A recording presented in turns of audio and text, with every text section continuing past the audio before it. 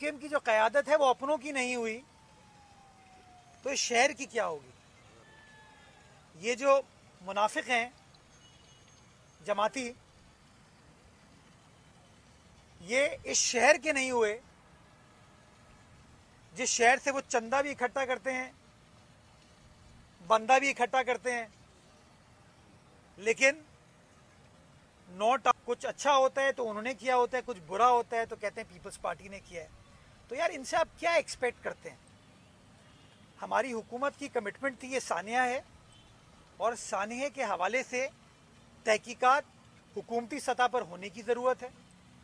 जब हुकूमती सतह पर तहकीकात हमने कर ली, एक काबीना की कमेटी थी, काबीना की कमेटी ने उस रिपोर्ट के बाद ये फैसला किया कि chief justice Sindh high court को लिखा जाए कि जो ये कमेटी की रिपोर्ट है, फाइंडिंग है, इसके हवाले से वो भी अपनी तजवीज़ दे दें। आप वफाकी हुकूमत को ऑफर करेंगे, कल को ये कहेंगे नहीं यार WHO से कराओ, अक़वाम मुत्तहिदा से करा लो, स्कॉटलैंड यार्ड से करा लो। ये किसी के नहीं है, ये लोग ये सिर्फ तनकीद के हैं, तासुब के हैं। बाकी रिकॉर्ड पर चीज़ें आ गई हैं कि जिन लोगों ने तोहमत लगाई कि फायर ब्रिगेड नहीं पहुंची, अब रिकॉर्ड पर आ गया है कि फायर ब्रिगेड पहुंची। जिन लोगों ने तोहमत लगाई कि जी वहाँ इंतज़ामात नहीं थे, रिकॉर्ड पर आ गया है कि इंतज़ामात थे। और ये मैं नहीं कह रहा हूँ, ये रिकॉर्ड पे CCTV फुटेज पर मबनी बात की जा रही है। शहादत हमारे बहादुर लोग अपनी पेश करते हैं और तनकीद वाले कोई जैकेट वैकेट पहन के बातें करते हैं। तो यार वो बातें करते रहें, तनकीद करते रहें। हमारी जो जिम्मेदारी है, हमारा जो काम है, वो इंशाअल्लाह करेंगे। ये लोग हमारे हैं, हमारे अपने हैं, और इन लोगों के लिए जो कुछ भी करने की ज़रूरत है इंशाअल्लाह पीपल्स पार्टी करेगी। आप मुझे बताएं, इस पूरे मामले पे वफाकी हुकूमत से कोई स्टेटमेंट आपने देखा? यही जब बोल्टन मार्केट का सानिया हुआ था तो पीपल्स पार्टी की हुकूमत थी। तो उस ज़माने में गिलानी साहब प्राइम मिनिस्टर थे, जरदारी साहब सदर मुमलिकत थे, कायम अली शाह साहब चीफ मिनिस्टर थे, सिराज कासिम तेली साहब कराची चेंबर के उस ज़माने में लीडर थे।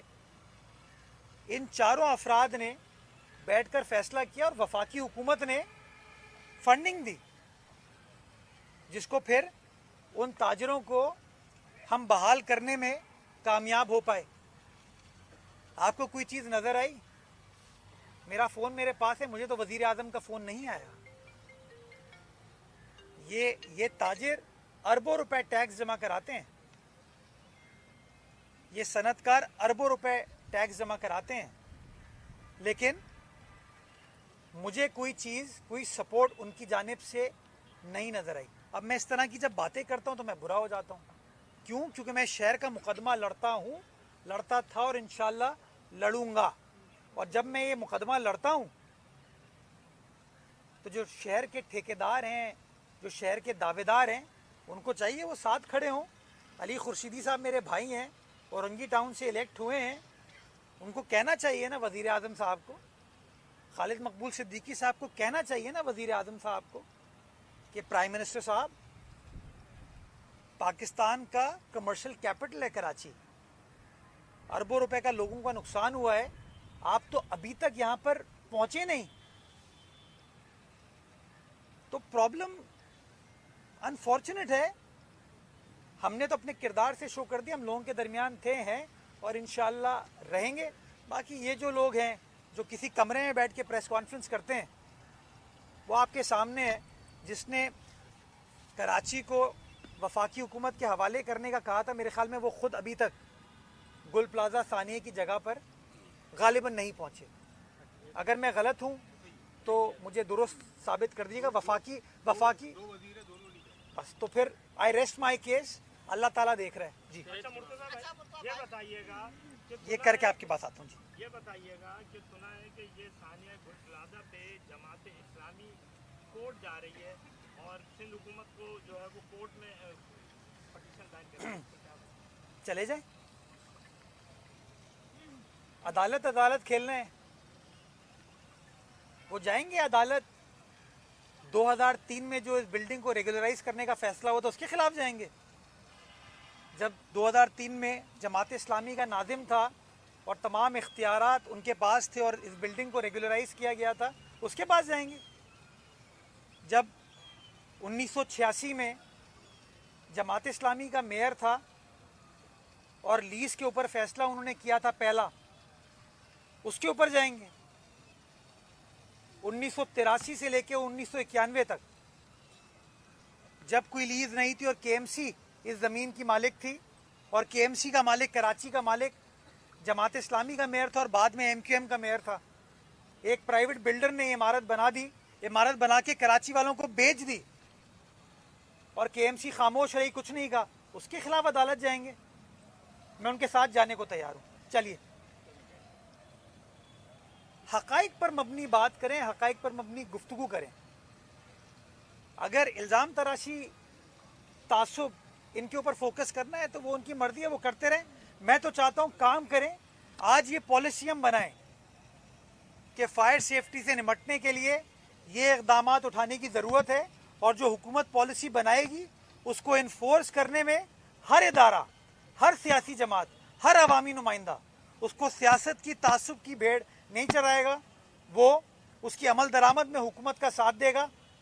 मैं तैयार हूँ, लेकिन ये तासुब, प्रेस कॉन्फ्रेंस, कोई फ़ायदा नहीं है। जी, भाई एक शख्स सूबे से मराद भी ले रहा है, एक जिम्मेदार शख्स है, वो तासुब और तफरीक की बात कर रहा है, गवर्नर सेंट की मैं बात कर रहा हूँ, तो उस पार्टी उसको हटाने के लिए क्या कोशिश करे, क्योंकि एक मनसब पे बैठे हुए तासुब और तफरीक की बात करे और वो है भी सूबे का गवर्नर, तो उसके हवाले से मैंने गवर्नर साहब का इस तरह का कुछ स्टेटमेंट स्थानीय के हवाले से नहीं देखा और गवर्नर साहब मुझसे राब्ते में रहे इस दौरान और बातचीत मेरी उनसे होती रही। तो इस सानहे पे मेरे ख्याल में उन्होंने कोई ऐसी बात नहीं की। ये बात तो वफाकी वज़ीर सेहत की जानिब से आई, ये बात हैदर अब्बास रिजवी साहब की जानिब से आई, ये बात डॉक्टर फ़ारूक सत्तार साहब की जानिब से आई और इसी तरह के और चंद अफराद की जानिब से आई। इवन खालिद मकबूल सिद्दीकी साहब का मैंने कोई इस तरह का स्टेटमेंट नहीं देखा। बल्कि मैं तो ये कहना चाहूँगा यार, मुस्तफ़ा कमाल साहब ने ख़ुद 2019 में जब वो पीएसपी में थे और उस ज़माने में एमक्यूएम ने कोशिश की थी इमरान खान की मदद से कि कराची शहर को वफाक के हवाले कर दे, तो मुस्तफ़ा कमाल साहब ने ख़ुद कहा था कि ये चीज़ कैसे हो सकती है, ये चीज़ नहीं होनी चाहिए। तो ये जो दोहरा मयार बन जाता है ना कि जब मैं हूँ तो इस तरह हो, जब मैं ना हूँ तो इस तरह हो। उसूल उसूल होना चाहिए, जैसे डिग्री होती है ना, उसी तरीके से उसूल उसूल होता है। मेरे ऊपर उसूल डिफरेंट तरीके से लगे, उनके ऊपर डिफरेंट तरीके से लगे, ऐसा नहीं होना चाहिए।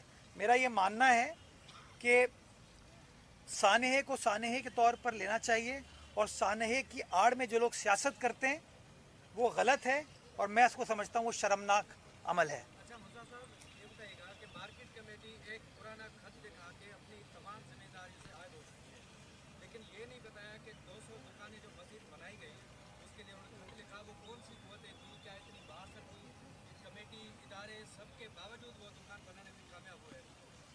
बाद में वही कमेटी उनसे जो है वही कमेटी मैनेजमेंट जो है उन्हीं से मेंटेनेंस लेती रही।